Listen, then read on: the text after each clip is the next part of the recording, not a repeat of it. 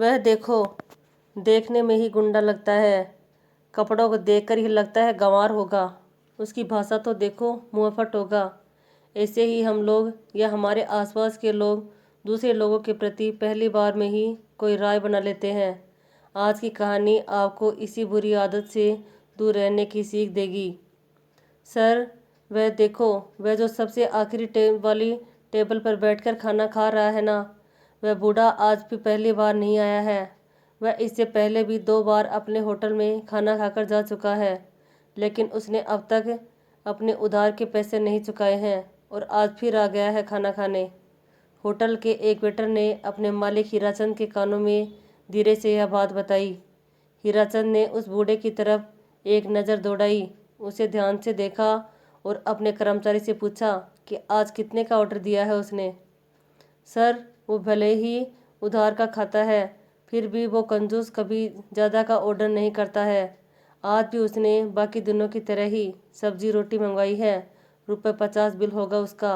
Waiter ने जवाब के साथ उस बूढ़े के प्रति अपने विचार भी व्यक्त किए। बूढ़े के साधारण से खाने का ऑर्डर देखकर सोचते हुए हीराचंद ने कहा, कुछ मजबूरी होगी उनकी, इसलिए बेचारे पैसे नहीं दे पाए होंगे। नहीं सर, ये ऐसे लोगों को मैं बहुत अच्छी तरह से जानता हूँ। पॉकेट का खाने की आदत होती है उनको, और जब पैसे देने की बारी आती है तो आनाकानी करते हो।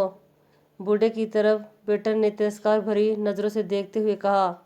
हीराचंद को अपने कर्मचारी के विचार जानकर थोड़ा बुरा लगा। उन्होंने कहा कि अच्छा, ठीक है, तुम जाओ, मैं देखता हूँ क्या करना है।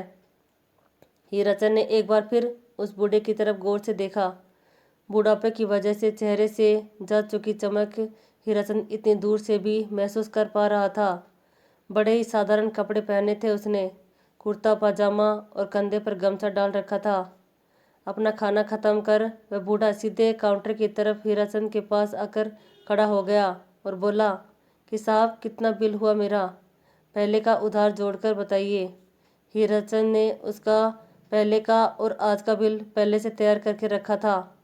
बिल उनके हाथों में देते हुए हीराचंद बोला, 150 रुपये। बिना किसी सवाल के उसने अपने कुर्ते के जेब से 200 रुपये नोट निकाले और हीराचंद के सामने काउंटर पर रख दी। हीराचंद ने पैसे उठाते हुए बूढ़े से पूछा, अंकल, आप यहीं कहीं पास में रहते हैं क्या? नहीं बेटा, मेरा घर यहाँ से बहुत दूर है, उसने कहा। फिर आप अक्सर इतने दूर खाना खाने कैसे आते हो? हीराचंद ने फिर से पूछा। मैं यहाँ पास के एक शॉप में लेखपाल का काम करता हूँ। जब जब मैं टिफिन नहीं लाता तब तब खाना खाने तुम्हारे यहाँ आ जाया करता हूँ। अब हमेशा तो जेब में पैसे रहते नहीं हैं, इसलिए कभी कभी उधार ही खाना खाकर जाता हूँ। लेकिन आज मेरा पगार हुआ है, इसलिए आज मैं जानबूझकर यहाँ आया हूँ। सोचा खाना भी खा लूँगा और पहले की उधारी भी चुका दूँगा, थोड़ा सा हंसते हुए बूढ़े ने कहा।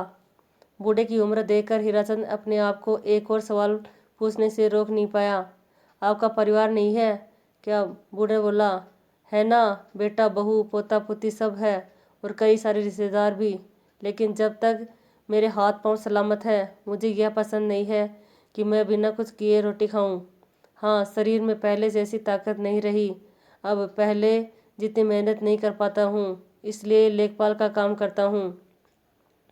बूढ़े आदमी की ईमानदारी और इतना कठिन परिश्रम देखकर एक बार तो हीराचंद के मन में ख्याल आया कि उससे खाने के पैसे न लिए जाएं, लेकिन उसके साथ हुई इस 2 मिनट की बातचीत में हीराचंद यह तो जान गया था कि वह बुजुर्ग कितना स्वाभिमानी है। उसके स्वाभिमान को ठेस न पहुंचे, यह सोचकर हीराचंद ने 150 रुपये काटकर 50 का नोट निकालकर उसकी तरफ बढ़ाया।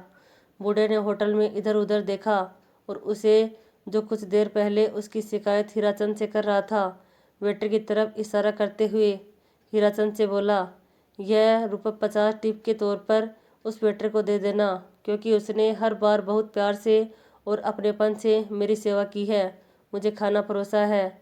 इतना बोलकर वो वहाँ से चला गया। ₹50 हाथों में लिए हीराचंद अपने कर्मचारी के उस बूढ़े के प्रति दृष्टिकोण और उस बूढ़े आदमी के उस कर्मचारी द्वारा दिए गए खाने के प्रति प्यार और आदर देखकर अचंभित हो गया। उसके पास बोलने के लिए कुछ भी नहीं था।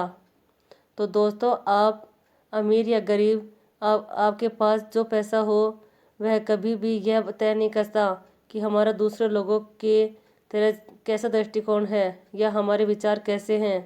यही हमें गरीब या अमीर, अच्छा या बुरा बनाते हैं।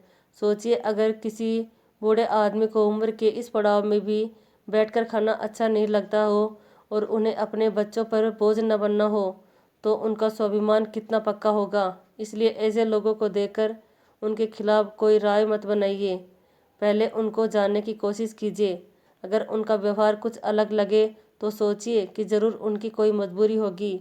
इससे उनका तो कोई फ़ायदा या नुकसान नहीं होगा, लेकिन हमें और लोगों को हमारे विचारों के बारे में पता चलेगा। इसलिए किसी के भी प्रति अपनी राय देने से पहले अपने विचारों पर विचार करना ज़रूरी है। दूसरों को जज करने से पहले अपने विचारों को जज करना आवश्यक है कि कहीं हम गलत विचारों के अधीन होकर गलत व्यवहार तो नहीं कर रहे हैं।